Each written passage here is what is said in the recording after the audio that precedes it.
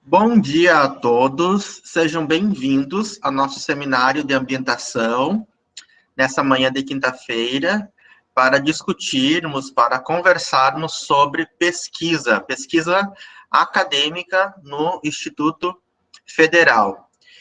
Como será que a gente pode desenvolver uma pesquisa? Quais são os rumos da pesquisa? O que uma pesquisa, onde uma pesquisa pode levar o aluno, um aluno? Então, é isso que a gente vai conversar hoje.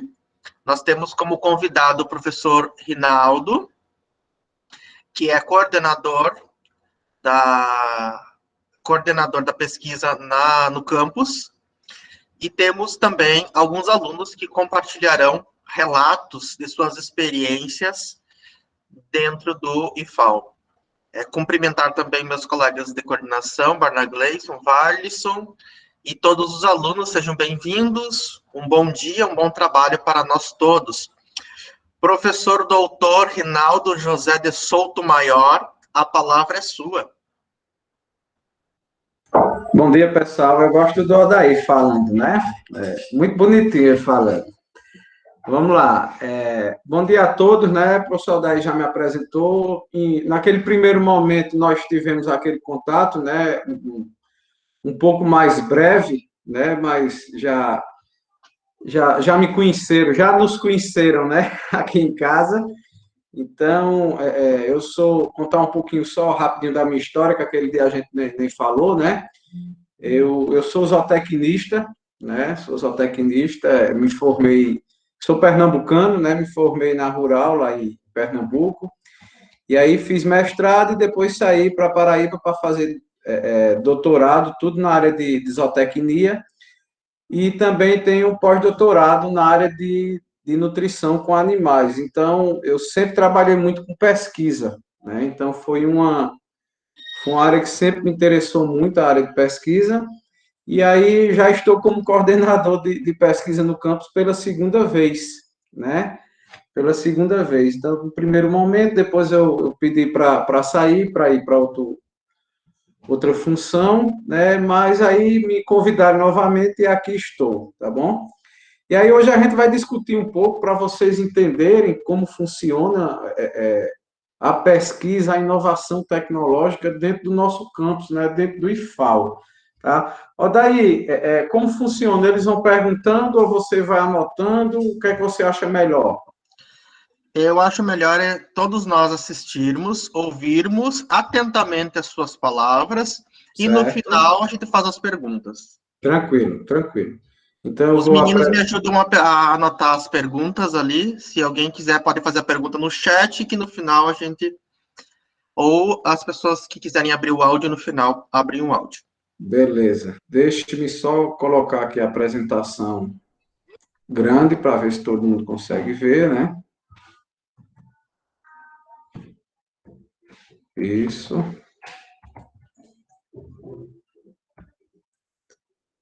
Vou começar aqui.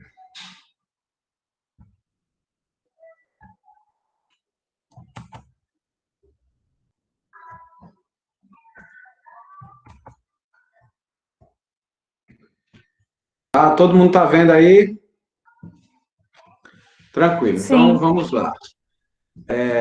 Então, a gente vai falar um pouco, né, sobre a função do coordenador de pesquisa, a função da pesquisa no campus, né, o que é pesquisa, para vocês entenderem, né, para vocês entenderem de maneira muito simples tudo isso que a gente pode desenvolver dentro do campus, né.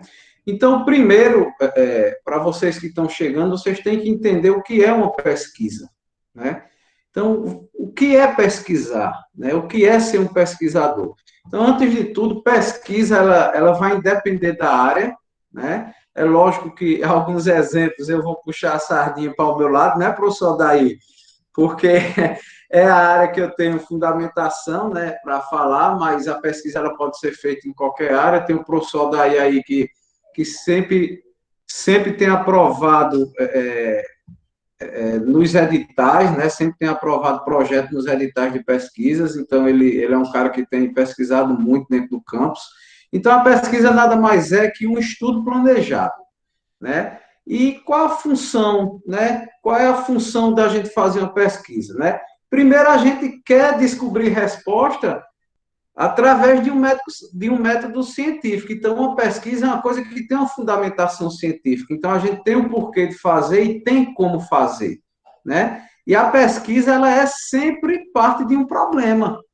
Então, ela vai lhe mostrar um resultado, às vezes até que você não espera, né? Então, a pesquisa ela não vai responder da maneira que você está querendo que seja respondida, mas sim ela vai responder de acordo com os fatos que forem acontecendo durante sua pesquisa, tá? Então, ela surge de uma interrogação, de um questionamento, né? Que até o momento tudo que você tem não está lhe dando a resposta. Então, é bem interessante, né? Às vezes a gente vai fazer uma pesquisa sobre um alimento e a gente não sabe o que vai acontecer. A gente tem uma teoria, né? A gente parte de uma premissa, mas não necessariamente aquela resposta é o que eu tô esperando, tá?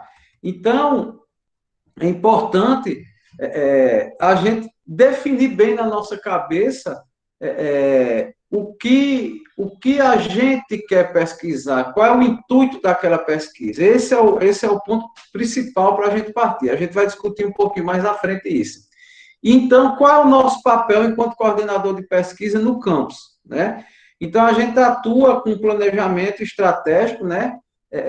E de operacionalizar isso aqui na área de pesquisa e inovação tecnológica dentro do campus.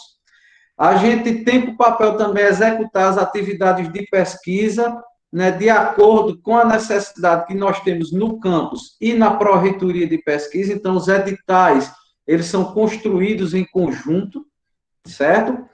O nosso papel também é manter uma relação, né, de intercâmbio com outros institutos de pesquisa e inovação. Então, a gente tem algumas parcerias, né, que funcionam muito bem, tá? Quais são essas parcerias que nós temos estabelecidas, que têm possibilidades? Então, a gente tem com a UFAL, UNEAL, a Universidade Federal Rural de Pernambuco, Universidade Federal da Paraíba, do Piauí, do Rio Grande do Norte, temos também com os outros institutos, como do Rio Grande do Norte, da Paraíba, do Piauí, de Pernambuco, Instituto Nacional do Semiárido, que é na Paraíba, é um instituto muito importante também em pesquisa, a Embrapa, que já atua, inclusive, aqui conosco no campus, a EMEPA, todas essas, minha gente, são instituições que podem desenvolver parcerias conosco. Por que eu digo podem desenvolver? Porque a gente já fez algumas análises de alimentos, algumas análises de carne, a gente tem colegas de trabalhos que estão nessas instituições sempre dispostos a nos ajudar, tá certo? Então, a gente tem como fazer isso. O nosso papel também é a divulgação, né, a parte de coordenar, acompanhar e orientar todo o processo de seleção de bolsista e dos projetos de pesquisa. Então, se a gente tem algum problema com pagamento de bolsa, né, com implementação de bolsa, o processo, quais são as datas, então o coordenador de pesquisa ele está aí para ajudar nisso, né? A gente tem como articular atividades de pesquisa, né, e inovação, junto com a parte de ensino e extensão, então a gente trabalha muito junto, e incentivar, minha gente, a pesquisa e a inovação no nosso campus, né? Então, vocês são os atores principais, né? O aluno ele precisa, né, ter a vontade, ter esse despertar de fazer pesquisa. E aí a gente está aí para apoiar, para incentivar os alunos a pesquisarem junto conosco. A gente também, na coordenação, a gente organiza e promove eventos de pesquisa. A gente já teve aqui no campus, inclusive, um evento muito bom de pesquisa, com ideias inovadoras. Assim, foram experiências fantásticas, né, de imersão. Foi um evento que eu acho que durou 2 ou 3 dias aqui. Então, todo mundo acampava nas salas, dormia nas salas, e desenvolvia projetos lá que foram selecionados e apresentar. Foi uma coisa fantástica, tá? O nome do evento foi Avante e FAO, né? Então, já alguém falou aqui, melhor coisa, Avante, justamente, né?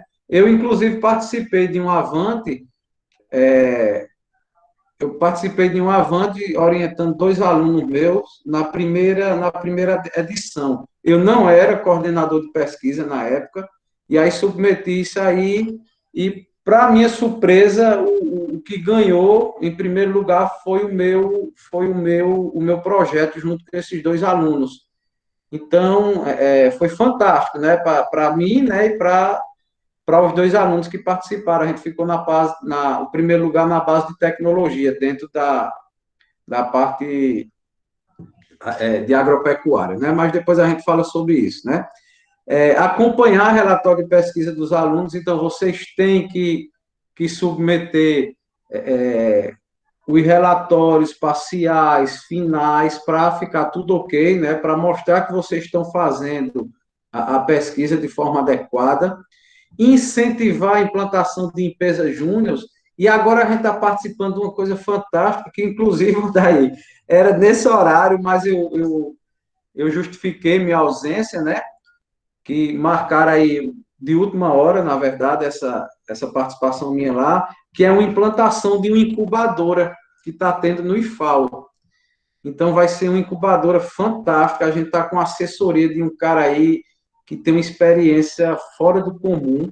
E aí a gente está implantando incubadora. Está no início, né? Está em todo o processo de criação. E aí vai ser uma incubadora tipo guarda-chuva, né? Ela vai ter várias células em todos os campos do IFAO. E aí vai ser um modelo que eles chamam de modelo CERN. É uma coisa maravilhosa. Então, vai ser muito bom para o desenvolvimento de vários trabalhos, né, que a gente tem no campus, que podem gerar resultados fantásticos. Aqui eu tenho um exemplo, minha gente, de como funciona. Isso aqui eu peguei um ano ao acaso, um edital de 2016, só para vocês terem uma ideia de como funciona, né? Então, é lançado um edital, né? Tem um período de inscrição, tem um período de avaliação, tá? Tem a divulgação do resultado, a gente tem direito a recurso, e aí a gente cadastra bolsa, tem como substituir bolsa, e aí a gente já tem o cronograma, né? A gente tem a avaliação parcial e a avaliação final.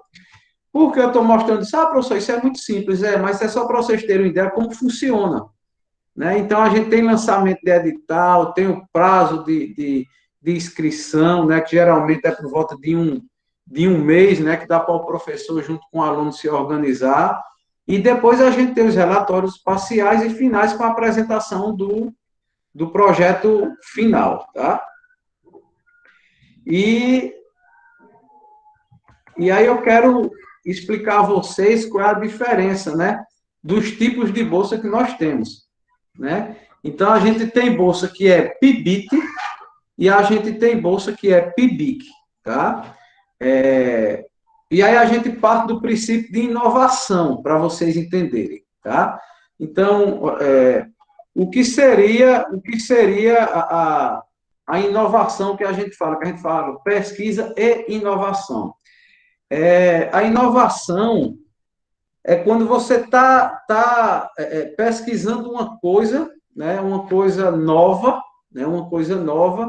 que vai ter algum efeito, inclusive, lá em uma empresa, uma inovação tecnológica, que vai mudar algum processo, alguma coisa desse tipo, tá? Que pode gerar, inclusive, uma patente. Então, por definição, só para... Eu não gosto muito de leitura de slide, mas aqui é uma definição bem importante sobre inovação. É um condutor central do crescimento econômico e desenvolvimento, né? E melhores empregos. É a chave que permite às empresas de competirem no mercado global e o processo pelo qual as soluções são encontradas para o desenvolvimento social e desafios econômicos, né? Então, isso é trazer inovação. Então, a inovação, ela significa algo novo ou renovado em qualquer atividade humana. Então, eu vou pesquisar uma coisa inovadora dentro da alimentação de vacas leiteiras. Então, esse meu resultado vai estar dentro desse conceito aí que eu posso gerar para a minha sociedade, tá? Enquanto pesquisa, né? E aí a gente vai para vocês entenderem quais são os tipos de bolsa. Tem o PIBIT, né? que é o Programa Institucional de Bolsa de Inovação, vejam só, iniciação em desenvolvimento tecnológico e inovação, PIBIT. Então, é uma modalidade diferente, né? Qual o objetivo dessa bolsa aí? Estimular estudantes nas atividades, metodologias, conhecimentos e práticas próprias ao desenvolvimento tecnológico e processo de inovação, né? O PIBIC, ele é diferente do PIBIT, porque o PIBIT, ele tem que ser inovador, tá? Ele tem que ter um resultado que possa até gerar uma patente de alguma área, tá? Por exemplo, eu tive, nesse projeto que eu ganhei, o Avante, eu depois aprovei uma bolsa PIBIT, que era para a criação de um aplicativo. Eu não sei nem se eu falei com você, Aldair, isso, da minha participação e do meu PIBIT nas nossas conversas, né? Mas o PIBIT, ele tem que gerar, né? Ele tem que gerar, não, né? Ele tem que ter a possibilidade de você lá na frente gerar, por exemplo, uma patente em alguma área, que era o objetivo nosso. Então, eu criei, né, junto com um professor que era aqui do campus, o professor Daniel Fireman, um cara fantástico em informática, e a gente criou um aplicativo para balanceamento de ração de vaca leiteira. Não chegamos a finalizar ele por conta do doutorado dele, uma série de coisas. Mas a gente deixou um aplicativo que começou a rodar e gerar alguns dados já sobre balanceamento, né? Mas a gente não finalizou. Mas ele é oportuno para outro PIBIT, para continuação. Mas é porque a gente deu uma parada aí por falta de tempo do outro professor, tá? Então, o PIBIT, minha gente, ele parte de uma ideia de um projeto que resolve um problema para a sociedade, né? Então, a gente pode ter uma solução inédita, né? Ou diferenciada já do que existe, por exemplo, um aplicativo. A gente tem que saber se existe mercado, né, para aquilo que você está criando e se pode ser produzido em grande escala. Então, você gera um PIBIT. Então, veja, é diferente de um PIBIC, né? Um PIBIC é um estudo, uma pesquisa que não necessariamente se encaixa nessa roda aqui de formação, tá certo? Daí eu estou vendo que os meninos estão perguntando aí vocês vão anotando, tá? E depois a gente faz tudo, né? E aí, quem nos apoia nisso aí é o Núcleo de Inovação Tecnológica, que já existe dentro da PRPPI.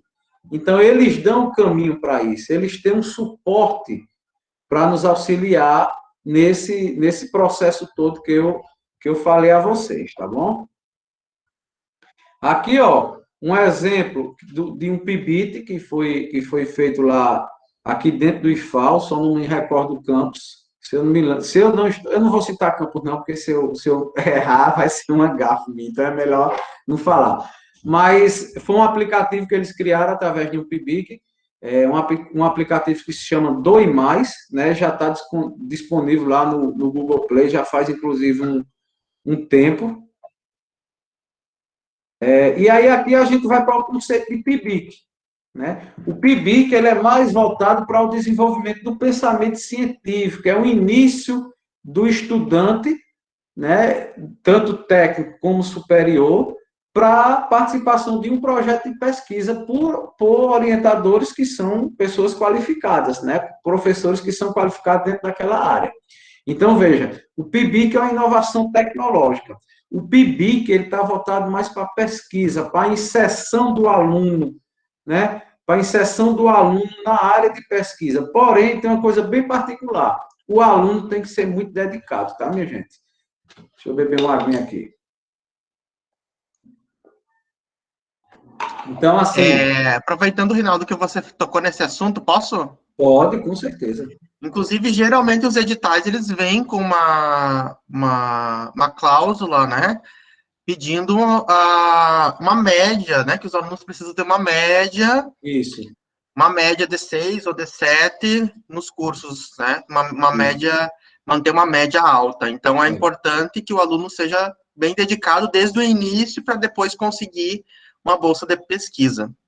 Isso. Que é bem disputada, né? A pesquisa é bem disputada. Só um comentário sobre isso? Na época que eu fui aluno de PIBIC, né? Uma das exigências do edital era que não tivesse reprovações. Então, essa questão da dedicação é importante, tá, pessoal? Buscar sempre não reprovar, enfim. Era só isso, gente. Também falar uma palavrinha. Bom dia a todos novamente. Eu também participei do PIBIC. E interessante não só você participar, não só como bolsista, mas também como voluntário, que isso conta para seu currículo e outras vantagens mais, além do aprendizado. É só isso, professor.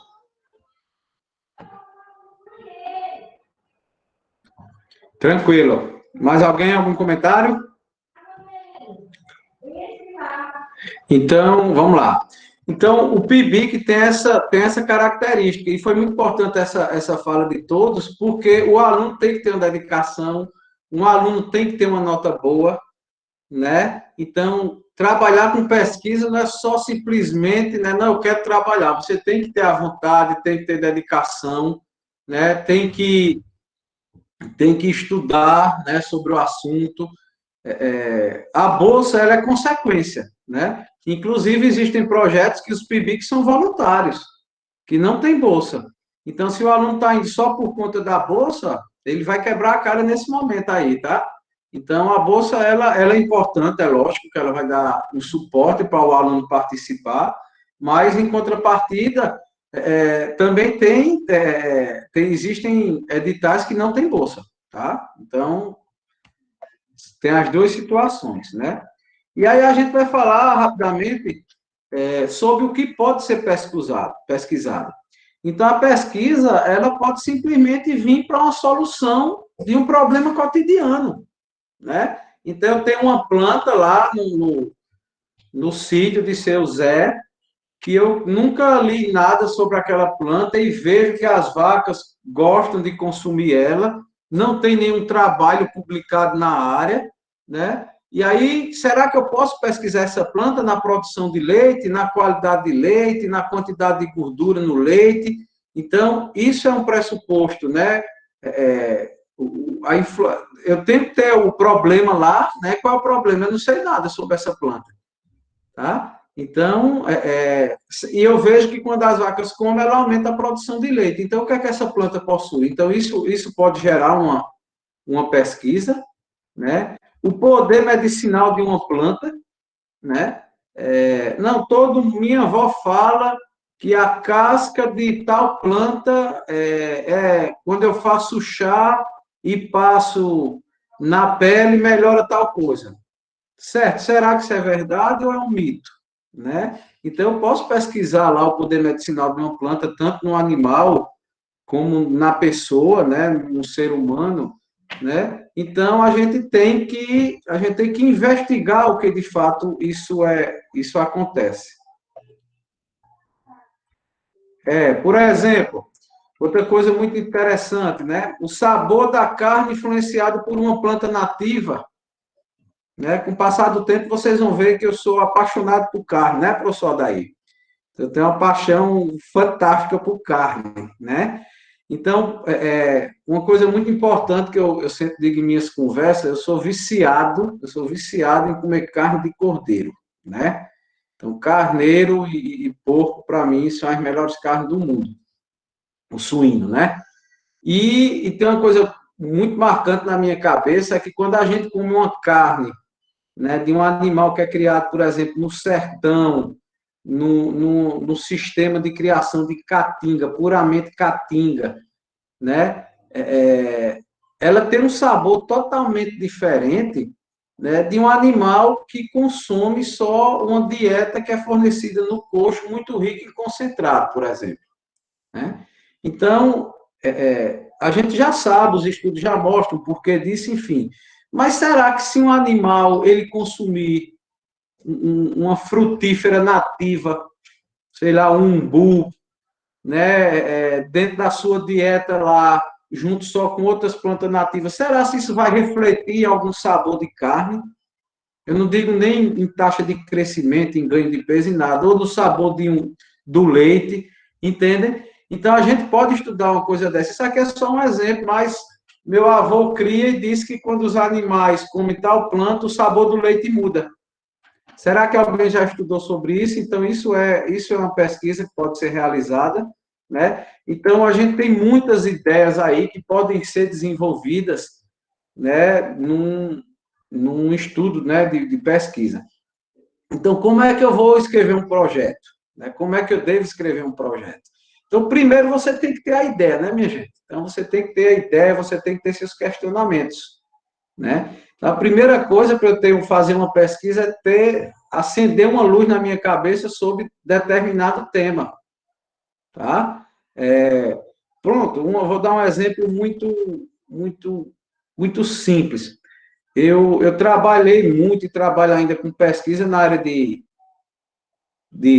vacas, de cabras, né, de ovelhas, é onde eu tenho mais desenvolvido pesquisa. Mas eu tenho uma paixão muito grande por cavalo. Mas pesquisa em si com cavalo eu nunca me dediquei muito. Mas teve um edital de pesquisa que um aluno me procurou, né, para a gente trabalhar com cavalo. O senhor topa, professor? Eu digo, top. Se você tiver disposição, a gente faz. Enfim, aí a gente desenvolveu um trabalho num centro de ecoterapia lá em Maceió, né, com comportamento de cavalo, né, distúrbio de comportamento de cavalo que eram utilizados lá na ecoterapia com as crianças com necessidades especiais. E assim, foi fantástico. E de onde surgiu? De uma ideia, né? Surgiu de uma ideia. Depois a gente tem que seguir as normas do edital, as normas de escrita. Então, introdução, metodologia, né, os resultados esperados, seguir o cronograma de submissão, tá? Então, tudo isso a gente vai desenvolvendo de acordo com o edital, né? E aí tem também algumas coisas que a gente tinha planejado em realizar, né, para ajudar os alunos durante a submissão do edital, né, fazer algumas coisas paralelas, mas não foi possível a gente estabelecer isso por conta dessa situação que a gente vem passando, né? Então, oficinas de redação científica, a gente tinha interesse em fazer isso. Utilização de programa para análise estatística de dados, que é uma limitação muito grande, né, dentro do nosso nível técnico, né, na área, e interpretar um dado, né? Então, se eu tenho uma pesquisa e tem um dado que foi posto, mas se eu não sei avaliar ele, não serviu de nada o meu resultado, né? Então, o resultado de pesquisa, ele precisa de uma interpretação, tá? E aí, eu deixo algumas dicas para vocês, tá? Para a gente finalizar a nossa conversa. Eu deixo algumas dicas para vocês, né? Tem curiosidade sobre algum tema? Comece a estudar. Comece a pesquisar. Comece a saber o que aquilo ali pode estar acontecendo, né? Observe algum fato onde você mora, alguma planta, algum comportamento de um animal, alguma produção, alguma coisa diferente dentro da área lá. Vamos usar aqui o professor daí, algum fato cultural, literário lá, né, dentro da sua região, comece a pesquisar sobre aquilo, né? Escutou informação do seu avô, de pessoas mais antigas, numa roda de conversa a respeito de um dado tema, preste atenção e procure estudar sobre aquilo, né? Escuta falar sobre algum alimento que pode ser medicinal, que tem algum poder curativo, parará, comece a ler sobre aquilo. Então, minha gente, a dica é o seguinte, tudo com embasamento, ou quase tudo, para não ser taxativo, ele pode ser pesquisado de maneira científica, tá? Você só precisa estudar e saber o que você está estudando. Não é simplesmente, eu vou fazer um edital, vou fazer uma pesquisa sobre como a formiga anda. Uma coisa bem louca para vocês entenderem. Se tiver algum embasamento científico, se tiver o porquê daquilo ser estudado, isso pode se transformar numa pesquisa. Agora, você tem que ter argumentos, né, para você gerar essa pesquisa. Não é simplesmente qualquer coisa. Tem que ter argumento, tem que ter um embasamento científico, né, uma teoria daquilo acontecer para lhe dar alguma resposta. Tá bom, minha gente? Então, minha fala é essa. Eu deixo aqui meu contato, né, mas eu acho que vocês conseguem encontrar isso facilmente aí no site do IFAO, nas coordenações também. Mas está aí meu contato, para qualquer dúvida, fica aberto aí para esclarecer o que vocês precisarem, tá bom? Odair, passa a palavra aí para você e vamos seguir. Já tem uma primeira pergunta aqui, Rinaldo, que é sobre se esse ano haverá edital de pesquisa. A gente está no aguardo, né, Odair? A gente está com aquele, inclusive, o mais recente é o que você tem um projeto, né, que está para finalizar já, né? Então, a gente está na expectativa, já teve algumas reuniões, mas eu não sei dizer tal data vai ser lançada. Inclusive, ontem, no, no grupo de pesquisa, de coordenador de pesquisa, fizeram esse questionamento e ninguém respondeu, né? Porque realmente ainda está incerto de datas. Mas em breve deve sair o edital aí, daqui para o final do ano. É o esperado, né? É o esperado. Eu não sei se os meninos anotaram alguma outra pergunta que eu perdi no... Eu anotei uma pergunta da Natália, mas eu acho que já foi respondida, que é perguntando o seguinte: professor, é possível fazer qualquer pesquisa, qualquer assunto? Foi o que eu falei, né? Qualquer assunto pode ser pesquisado, contando que tem um questionamento por trás, que tem um embasamento. Por que eu vou pesquisar isso? Né? Isso vai me gerar algum resultado. Eu digo resultado de resposta ao meu questionamento, que é é a base até de escrita, né? O que qual o objetivo que eu tenho com essa pesquisa? Se eu tiver uma resposta que vai gerar meus resultados, tranquilo. Pode sim. Em geral, uma pesquisa geralmente começa a partir de uma curiosidade, né, professor? Uma Isso, pergunta, né? isso, Então, geralmente, a partir daí, de uma pergunta que você quer responder. isso. Como o pessoal foi interagindo ali, alguns alunos já responderam, né? Que estão aqui, alguns veteranos já foram respondendo também. Não sei, Varlisson, ia falar? A Isadora quer fazer uma pergunta sobre nutrição. Pode fazer, Isadora.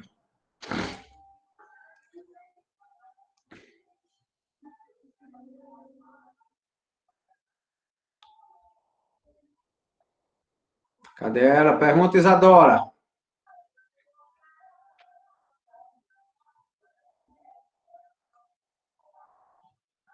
Deixa eu me ver aqui, ela fez no chat, né?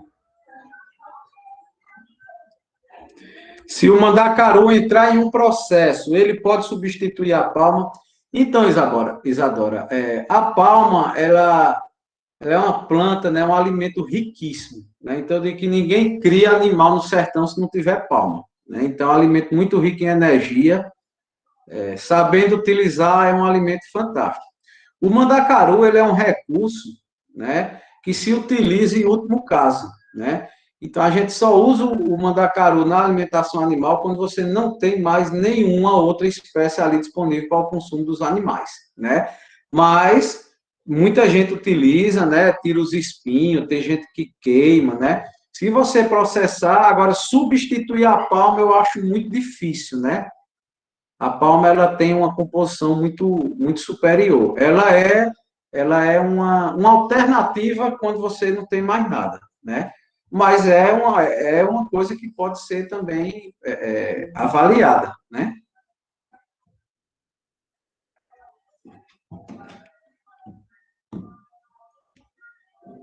Mais alguém? Kaique levantou a mão. Até mesmo porque a palma é base na alimentação de bovinos, ovinos e caprinos. Eu até já fiz um projeto com a orientador da minha escola que chegou. A gente foi apresentar em Pernambuco. O nome da exposição era Expo 7. Não sei se vocês conhecem. O nome da exposição era Exposição de Ciências, Engenharia, Tecnologia e Inovação. A gente foi apresentar em Pernambuco esse projeto sobre a palma. Muito interessante. Então, a palma, além de ela ser base na alimentação, ela é um alimento resistente à seca. Passa muito período de seca sem morrer, diferente de outras plantações, como o milho, que não aguenta tanta falta de água, não é isso? Isso, a palma é um alimento que já foi muito estudado, né? Quando eu entrei na graduação, na Rural, eu participei de um projeto que inclusive, o povo dizia que a gente era doido, né? Eu lá no segundo período de zootecnia estava participando já de um projeto de um cara que estava fazendo doutorado, e aí eu entrei mesmo para estudar, eu digo, rapaz, vou aproveitar. Daí foram, assim, os caras que me apoiaram até eu me formar, né? Então foi muito bom. E ele estava estudando a utilização do farelo de palma, vê? Vai de encontro a tudo que a gente estudou, né? Porque a palma, uma das grandes vantagens dela é justamente a água, né? Ela pode ser utilizada para tirar a sede do animal, inclusive, né? Porque 90% dela é água. E aí a gente tirava a água para fazer farelo, né? Mas, enfim, foi um estudo bem interessante, mas o estudo da palma já é muito conhecido, né? Então, a gente não cria sem palma, e aí a gente já está estudando palma para outra coisa, né? O professor Augusto, utilizando na confecção de embalagens, inclusive comestíveis, né? Junto aí com os alunos que tinham. Então, tem muita coisa sendo utilizada. A palma utilizada na alimentação humana. A gente já teve trabalho aqui no IFAO de pessoas, de grupos, né, fazendo vários alimentos com a base alimentar sendo a palma. Então, assim, tem muita coisa interessante, né? Muito boa. Samila perguntou aqui se a palma pode dar cólicas em equino. Samila, equino é bicho enjoado, né? Cavalo ele tem um sistema digestório totalmente diferente. Vocês vão estudar isso comigo na disciplina agora, na próxima entrada, né? O estômago do equino é totalmente diferente, né? Então, ele não tem a capacidade fermentativa que um boi tem, né? Então, o uso de palma em equinos, né, é muito delicado, né? Por conta da fermentação, né, da composição da palma, do tipo de fibra, né? Então, não é comumente utilizado, não. Tudo pode dar cólica em equino, eu digo assim. Até um capim, até não, né? O que mais dá cólica em equino é o capim fermentado no coxo de um dia para o outro e o cavalo morre e você não tem o que fazer, tá? Então, tem que ter muito cuidado com alguns alimentos. Tem gente que usa, por exemplo, silagem para equino, né? Então, são as quebras de alguns tabus, né, que existem, mas tem que ter muito cuidado, né? Tem mais alguma pergunta aí? Sim, porque eu já vi o cavalo passar mal com palma, justamente, por conta da digestão. É muito cuidadoso, tem que ter muito cuidado. Rinaldo, Oi. eu tenho um tio que ele tem umas vacas de produção de leite e há uma época atrás ele, assim, com base nos estudos que ele fez, ele trocou a palma pela mandioca e as vacas produziram mais leite. Vamos lá. Eu não preciso trocar a palma pela mandioca, né? Não, eu posso juntar a palma com a mandioca, né? São dois alimentos totalmente diferentes, né? Então, a mandioca, ele é um resíduo rico, resíduo não, é um tubérculo riquíssimo em amido, né? Então, a capacidade de fornecimento de amido é muito alta, e a palma também tem uma quantidade de energia muito grande, mas são dois alimentos de composição, de comportamento, de tipo de cultivo totalmente diferente, tá? Mas o grande problema é quando você não tem uma dieta bem balanceada, tá? Quando você tem dieta desbalanceada, aí você coloca um alimento, ele vai subir a quantidade de energia e a vaca começa a produzir mais. Então, o problema não era a palma. O problema é ter uma dieta sem os níveis adequados. Você pode juntar a palma e a mandioca e ter uma dieta até melhor do que só usando o que ele fez. Tá certo? Alguma pergunta mais aí, Odaí? Uma pergunta da Darlânia. Disseram que vai ter edital para pesquisa esse ano. Podemos participar ou não? Os meninos já estão matriculados, não é isso, Odaí? Então, pode sim participar. Se tiver se tiver com a matrícula ativa, procurar um professor de interesse, acompanhar o lançamento dos editais, né? E procurar a gente que seja dentro da sua área de estudo, né? Não adianta chamar o professor daí, porque é bonitinho, agradável, fala bem, para estudar sobre, sei lá, cultivo do algodão, né? Então, assim, você tem que procurar o professor que você quer estudar dentro da área. É porque aí vem a especificidade, enfim, o conhecimento, uma série de coisas, tá? Rinaldo, vamos abrir o espaço para... Tem 3 alunos que querem compartilhar suas experiências, Sim, e aí a gente vai também dialogando sobre ok, outros contextos que a pesquisa pode permitir. beleza. Eu gostaria de convidar, por ordem alfabética, a Maísa. Está pronta? Tá tudo bem, Maísa? Você está ainda aí, Maísa? Tô sim. Estão me ouvindo? Sim, baixinho, mas estamos. Olha só que linda, Maísa. Bom dia, Maísa, seja Bom dia. bem-vinda. Obrigada. Se apresente e fale das suas experiências em pesquisa para nós, por favor.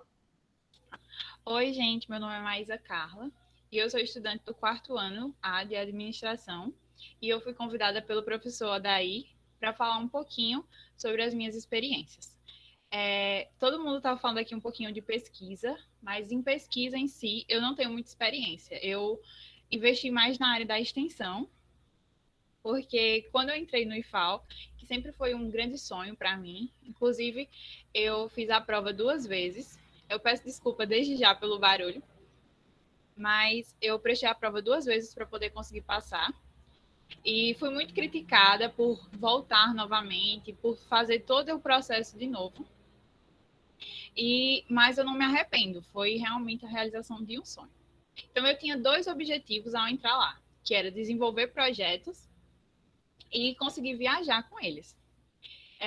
Então, olha aí, alguém fechou 3 vezes. Então, eu fui convidada por um amigo de outra turma para ser voluntária no projeto dele. Ou seja, eu não ia receber remuneração por ele, eu só ia ajudar, ia receber certificado igual a ele, mas não ia receber o valor financeiro. E aí, após isso, eu comecei a desenvolver o projeto e consegui viajar com ele. Então, eu comecei a participar das feiras que o IFAL mesmo fornece, que é a CONAC, que é para você apresentar os seus projetos lá no IFAL de Maceió com outras pessoas. E aí, depois, eu participei da Fenecity, que acontece em Recife, que ela é uma feira, a maior feira do Nordeste.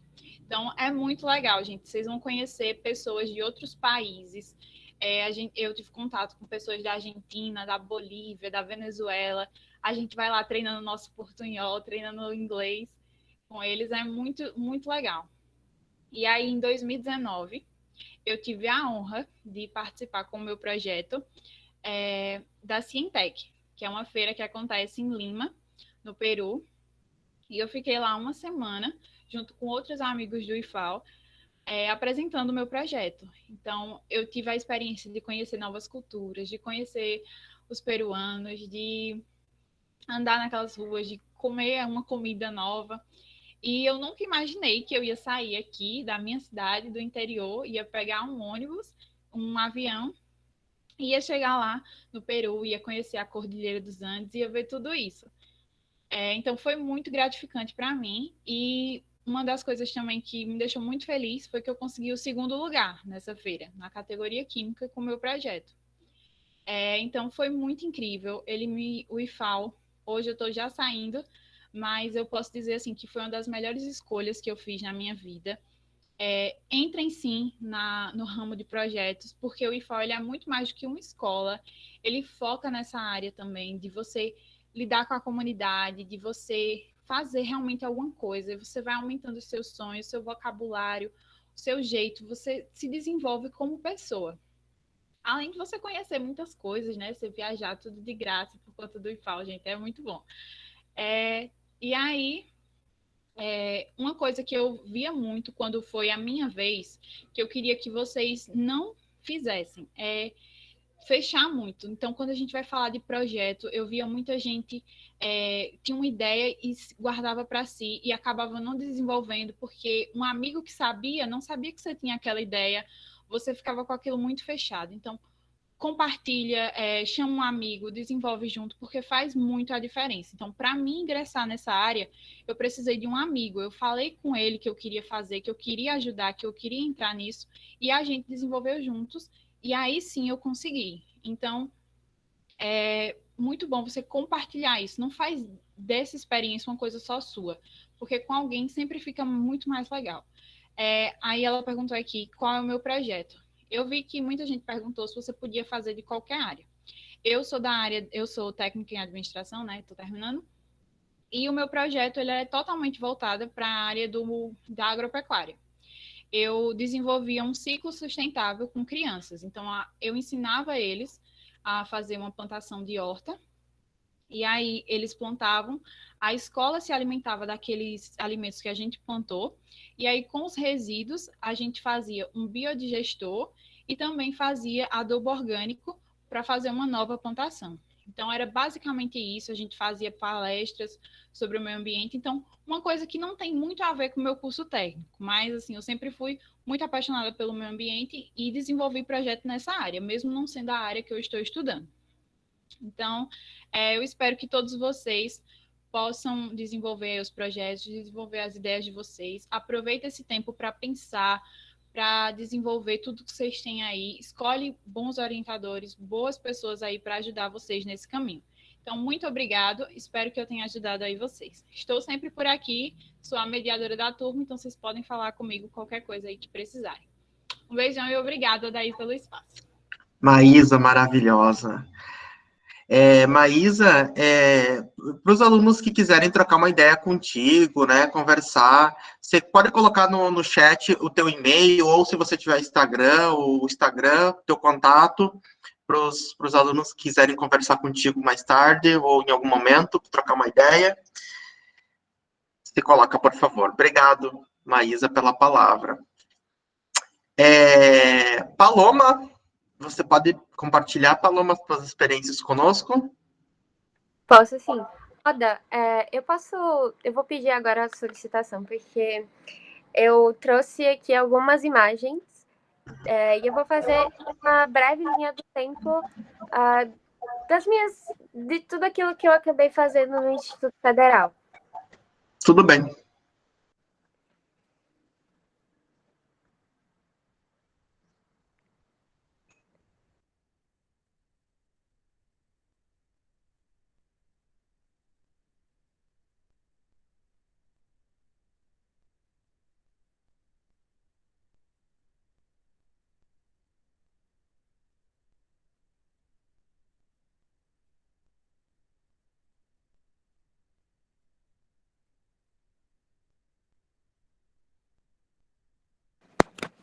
Oi, gente, bom dia. Meu nome é Paloma Darling. Hoje eu estou no 4º ano do Instituto Federal. Estou já terminando também, sou da mesma turma que Maísa. E, basicamente, quando eu entrei no Instituto Federal, eu não sabia praticamente nada a respeito de como funcionava o federal, nem qual era o diferencial. Eu meio que caí de paraquedas mesmo, por uma questão já totalmente diferente da de Maísa, já que era o sonho dela ter entrado no Instituto Federal. O meu foi bem que, meu Deus do céu, eu vou entrar aqui. Aí fiz a prova, prestei a prova, passei. E quando entrei no Instituto Federal, logo nas primeiras semanas, né, na semana de ambientação e o contato que eu comecei a ter com os veteranos, a galera sempre falava muito sobre projetos, sobre, olha, gente, aproveitem muito para vocês se engajarem em coisas que não fazem só parte do ensino médio regular, que são aquelas matérias tradicionais, história, química, etc. Você pode sim pegar essas matérias, mas você pode trazê-las para uma área diferencial, que no caso, aquilo que diferencia o Instituto Federal, creio eu, é que ele ajuda o estudante do ensino médio a se preparar para um ambiente da faculdade, onde você tem a pesquisa e a extensão, sabe? O Instituto Federal, ele te proporciona esse primeiro contato e acaba sendo um contato que vai ser um pouco mais leve, digamos assim, porque como você ainda vai estar tendo o teu primeiro contato, ainda não é adulto, digamos assim, o mundo não chega te dando uns tapas. Você tem ali um tempo para ir adquirindo uma experiência para que quando você chega na faculdade, você já tem uma autonomia um pouco maior. E isso é o que você acaba ganhando com a participação, sabe, desses eventos, projetos, etc. Basicamente, aqui no Instituto Federal, isso aqui que eu trouxe para vocês, essas imagens, essa daqui, uma daqui de cima, é onde está um pessoal no canto superior direito, foi de um projeto que eu fiz na comunidade quilombola do Tamanduá, onde eu ensinei xadrez para jovens da comunidade. E o nosso projeto tinha o intuito de fortalecer o vínculo desses adolescentes e crianças com a escola através do ensino do esporte. Então, a gente teve... na verdade, foram vários projetos simultâneos com o programa Minha Comunidade, que também é uma categoria de projeto de extensão. Participei do Avante, o que o professor tinha falado. Participei de muitas outras coisas, tive a oportunidade de fazer algumas viagens técnicas. A gente foi para Olinda, Recife, visitar algumas expoentes de arquitetura barroca. Fiz parte também do Grêmio Estudantil. Então, uma dessas fotos aqui, essa daqui que eu tô com a professora Anne, o pessoal no meio aqui, praticamente, foi da CONAC. Lembra que Maísa falou sobre a CONAC, que a gente ia apresentar os projetos, e o professor já tinha citado antes sobre a apresentação parcial e final dos projetos. A gente teve essa oportunidade para Maceió para fazer essas apresentações. Fui para Belo Horizonte também, junto com o Grêmio Estudantil. A gente faz... essa daqui foi uma trilha. São 2 trilhas que a gente fez aqui no Instituto Federal. Então, são muitas coisas, sabe, que você pode fazer. Mas como a gente vai focar agora na pesquisa, essas fotos aqui, basicamente, foram de 2 projetos que eu fiz parte. Um foi como voluntária, um projeto de educação financeira, que eu tive a honra de participar com as minhas amigas Paula, a Rafaele e a Irliane. E a gente conseguiu o primeiro lugar com esse projeto na Febrace, na categoria Ciências Sociais Aplicadas. Gente, se vocês não sabem, a Febrace é uma das maiores feiras de ciências aqui do Brasil. E a gente teve a oportunidade de participar e a honra de ter sido eleito o primeiro lugar na categoria Ciências Sociais Aplicadas. Esse outro aqui, no canto inferior esquerdo, foi um projeto de xadrez que a gente desenvolveu na escola Ormindo Barros, na escola estadual Ormindo Barros. E ele... Assim, esse projeto, ele não foi contemplado com bolsa, mas a gente fez voluntário, totalmente voluntário. Eu, a Irliane e o Vitor, que ele é de fora, mas ele também já participou, já estudou no Instituto Federal. E com esse projeto, eu participei da Fenecite, que foi a feira que Maísa falou, que a gente foi para Recife, para Olinda, enfim... E nessas feiras, a gente teve a oportunidade de conhecer muita gente de fora do país, de treinar, né, os nossos portunhóis, inglês, etc. E nessa feira da Fenecite, eu consegui o nosso projeto, né, de xadrez, consegui o primeiro lugar em Ciências Sociais Aplicadas também, e ganhou uma credencial para participar eu acho que foi Mostratec em Dubai. Não tô lembrado muito bem agora o nome da feira que a gente foi, ganhou uma credencial. Mas, enfim. E aí, outra coisa que aconteceu, graças a esses projetos de extensão, que eu também não tenho muita experiência exatamente em projeto de pesquisa. Foi mais um projeto de extensão. E aí... eu consegui uma bolsa para fazer um intercâmbio para a Itália, um intercâmbio de 2 meses, através de projetos, né, que eu já tinha feito antes. E aí a gente tinha que apresentar nesse edital uma proposta de algum projeto que fosse possível de se realizar aqui no estado de Alagoas. E eu utilizei como base o projeto de educação financeira que a gente já tinha realizado no ano de 2019. E aí eu consegui essa bolsa e fui para a Itália, passei 2 meses lá. E, minha gente, foi muito incrível todas as experiências que eu tive com os projetos, não só no desenvolvimento, digamos assim, foi realmente não só no desenvolvimento de conhecimento, sabe? Porque você pesquisa você pesquisa sobre o que você vai desenvolver e você está ali atuando, né, com pessoas. Você tem um crescimento incrível. A bagagem de experiências, tanto nessa área acadêmica, quanto na parte pessoal, porque você conhece pessoas, você desenvolve vínculos, você passa a olhar para determinadas coisas que você faz com um olhar de impacto social mesmo, de impacto na vida de outras pessoas, não só na tua. E aí, a viagem para a Itália foi um dos momentos realmente muito marcantes para mim, porque foi a primeira vez que eu saí do país sozinha. E gente, eu particularmente fiquei, quando eu olho para trás na minha trajetória no Instituto Federal, eu só tenho a agradecer muito por ter tido essa oportunidade, né, por ter entrado no Instituto Federal e por ter me disposto a sair, digamos assim, da zona de conforto, sabe? De buscar sempre o que eu podia fazer, os projetos que eu poderia me envolver. E tudo isso graças também a pessoas, né, que me incentivaram, me mostraram por onde ir. E é esse momento, eu acredito que é muito importante para que vocês saibam que existem mais coisas a se fazer, que não só existe a grade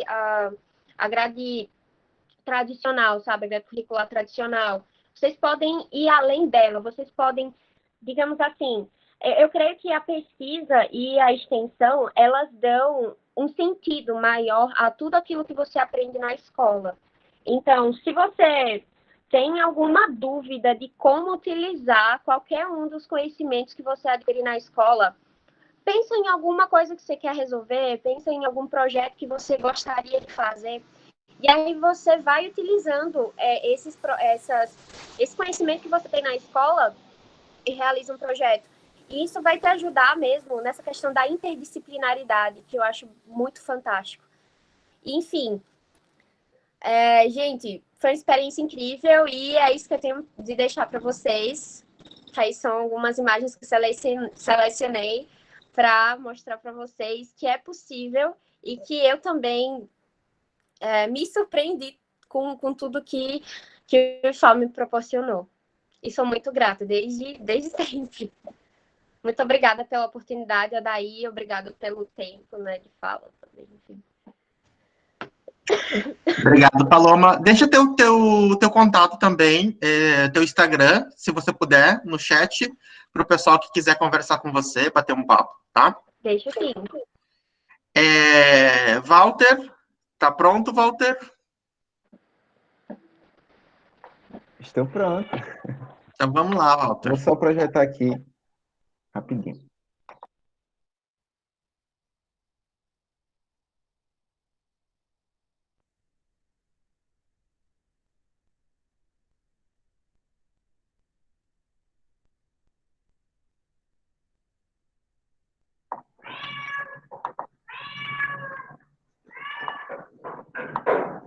Tá, pessoal, falem quando estiver apresentando para vocês. Tá ok, já apareceu. Tá, a partir de agora eu não vou estar vendo vocês, mas eu quero que vocês estão me vendo. Tá, vamos lá. Sim, tudo certo. Meu nome é Walter Lange, estou agora concluindo meu 3º ano. Daqui a um mês eu vou estar ingressando no 4º ano, que é o meu último ano. Com tristeza, mas temos que seguir para outro caminho. Eu queria mostrar um pouquinho sobre a minha participação na pesquisa, que começou logo quando eu passei no IFAL, eu fiz a prova em peixe em 2017, passei, entrei em 2018. E ali começou. E eu lembro, eu estava conversando aqui com a minha mãe, que eu cheguei na biblioteca, eu não tive um ensino fundamental bom, mas, e por isso que eu encontrei várias dificuldades no IFAL, porque já é outro ensino, que é bem diferente, a forma que é cobrado do aluno.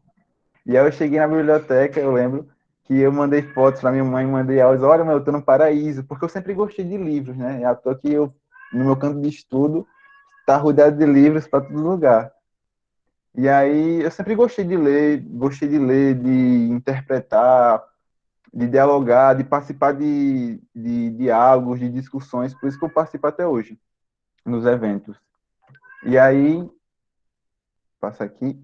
E aí eu comecei com a minha trajetória. Minha trajetória começou como um projeto de ensino, em 2019, com o Clube de Gramática, que a proposta do projeto surgiu com a necessidade de atualização sobre os aspectos linguísticos. Mas quais questões eram abordadas nesse clube? Questões como concordância, crase, regência, a vírgula, que é tão dificultosa em alguns momentos. E aí surgiu nessas dificuldades. E partindo dessa premissa, nós desenvolvemos oficinas, minicursos, encontros a fim de estudar e aprimorar essas questões gramaticais. Já no processo de pesquisa, eu costumo dizer para os meus amigos, e até para os mais íntimos, que mudou minha vida por completo, porque eu não, assim, o meu projeto de ensino, eu já estava ingressando ainda, eu era muito imaturo, eu posso dizer, nessa forma de pesquisar. E quando eu vim para a projeto de pesquisa, eu já trouxe uma bagagem já para a pesquisa. E aí a pesquisa tem uma curiosidade que é muito você, é muito o aluno que está ali. Por exemplo, você está estudando, você começa a estudar os autores e é só você. Certo que você vai ter os encontros com o seu grupo de estudos, que vai ter o orientador, vai explicar para você, mas em grande momento da sua parte, essa sua jornada de projeto, é muito você. Você tem que analisar, eu estou carregando mais para a minha área do meu projeto. Eu tive que passar muito tempo interpretando textos, músicas, que eu já estou antecipando já o projeto, que eu trabalhei com música, né? E aí eu tive que pegar muitas letras de músicas, interpretar e eu ouvia muita música, eu lia a música antes de ouvir a música para ter outra noção de interpretação. E foi muito isso, né?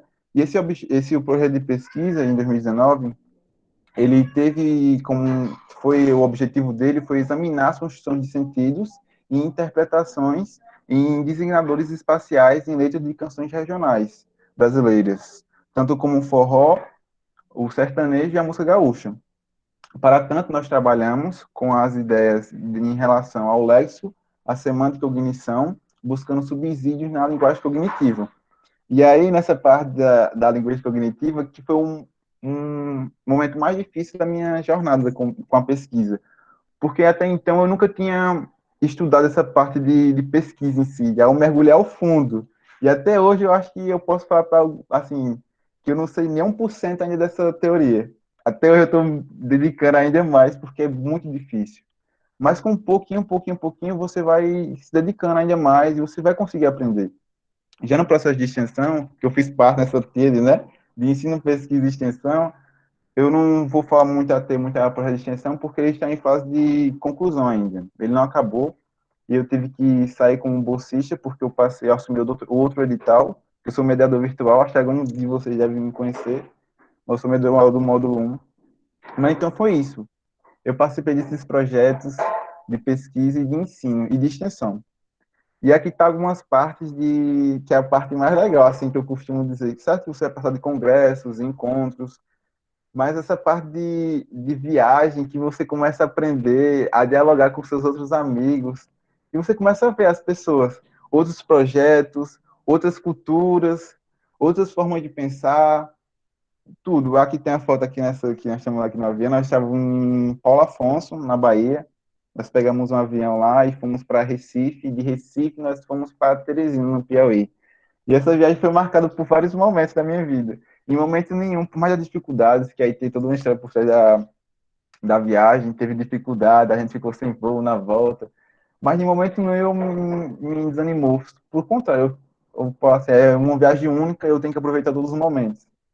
E aqui está, que é em Teresina, ou aqui já é aqui em em Caxias do Norte, onde a gente apresentou o projeto, que eu apresentei o Clube de Gramática, e todos os alunos aqui, ó, esses alunos que estão aqui, com o Odaí, são todos os projetos que estavam, cada um apresentou seu projeto. E aí foi no segundo Encontro Nacional de Estudos Linguísticos e Literários, o ENAEL, em 2019. E aí foi muito bom a viagem. E, como eu falei, eu não tinha nenhuma participação com a pesquisa e com o ensino. Então, por isso eu encontrei dificuldades. Mas eu carreguei, eu levei como aprendizado para mim. Então, já em outubro de 2019, no mesmo ano, eu já estava com o meu projeto de pesquisa já em mãos e eu participei do 27º Encontro de Jovens Pesquisadores. E aí foi uma das melhores participações que eu tive na minha vida, porque a gente viajou, a gente saiu 4 horas daqui de Santana do Ipanema, eu sou atual de Santana do Ipanema, nós saímos 4 horas da tarde de Santana do Ipanema e nós só fomos chegar lá em Caxias no outro dia, no final da tarde, eu acho que era umas 5 horas da tarde, o dia todo viajando, entre conexões, e a gente chegou lá. E aqui nós estamos aqui em Recife, no aeroporto de Recife. Aqui do lado já está eu no post do evento, dos Jovens Pesquisadores. E aqui nós estávamos na biblioteca. Aqui eu amo, né, biblioteca. E aqui, interessante que essa biblioteca tem um café. Aí você imagina, eu já gosto de café de livro. Eu estava no paraíso. E a faculdade, né, que é um lugar onde eu nunca tinha entrado numa faculdade daquele tamanho, gigante, para você ter ideia, tem que pegar ônibus para chegar nos blocos. E o evento era sediado cada bloco da faculdade, e eu apresentei no bloco H, em cada bloco estava tendo as apresentações, e era composta de apresentações, em cada bloco tinha sua avaliação, e em cada sala tinha a banca avaliadora, e nessas salas tinha os pesquisadores. E aí tinha vários pesquisadores na sala. E aí eu apresentei para a banca, e eles fizeram várias perguntas, eu respondendo, eu pensei, meu Deus, eles não fizeram perguntas assim para os avaliadores, será que eu estou indo bem ou mal? E eles me elogiaram, e eu até então não sabia que ia ter premiação nesse evento, eu não fui para a premiação, eu fui para apresentar a minha ideia, que eu estava pesquisando, que eu tinha descoberto, para eles, eu não estava interessado com a premiação, até então nem sabia que ia ter apresentação, ou premiação. E aí nós apresentamos, o meu amigo Kaique, que está do lado, ele é voluntário, eu era o bolsista, ele apresentou também uma sala diferente que a minha, eu apresentei para a banca, e aí no final, essa apresentação na sala foi pela manhã. Na tarde, eu apresentei para o público externo, que as pessoas iam nos seus pôsteres, iam fazer dúvida, em perguntar para você, tirar dúvidas sobre o seu projeto, em alguns avaliadores. E aí teve um momento que dei uma reportagem para a mulher lá, foi engraçado, eu me senti importante naquele momento, brincadeira, mas enfim. E aí no final da tarde teve a premiação. E aí teve a premiação para ciências exatas, biológicas, aí foi indo, e continuou ciências humanas, começou a chamar os alunos, premiação para o aluno destaque, aí de repente me chamou. Aí eu passei, e aí eu concluí esse, que ganhei como um destaque do evento na área das ciências humanas. E aí foi um momento único, né, para mim. E eu levo até hoje, eu tô até guardando ali, em 7 chaves, essa placa. Então era isso, pessoal, que eu tinha para apresentar para vocês, que eu posso dizer que a pesquisa mudou a minha vida por completo, como pessoa, principalmente.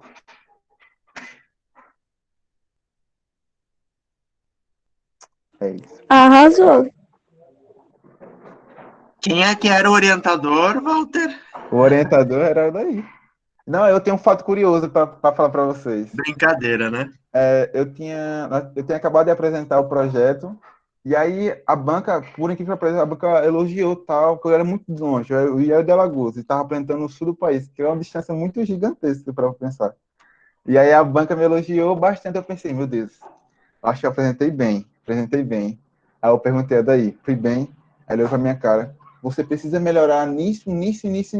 Ele não me elogiou naquele momento. Não, até hoje ele não me elogiou na apresentação. E eu acho que aquela apresentação foi a melhor que eu tive. E ele não me elogiou, só apresentou os erros. Eu acho que é assim. Eu acho que você aprende mais com seus erros do que com os seus acertos. E esses ensinamentos que eu levo para a vida, para todos vocês.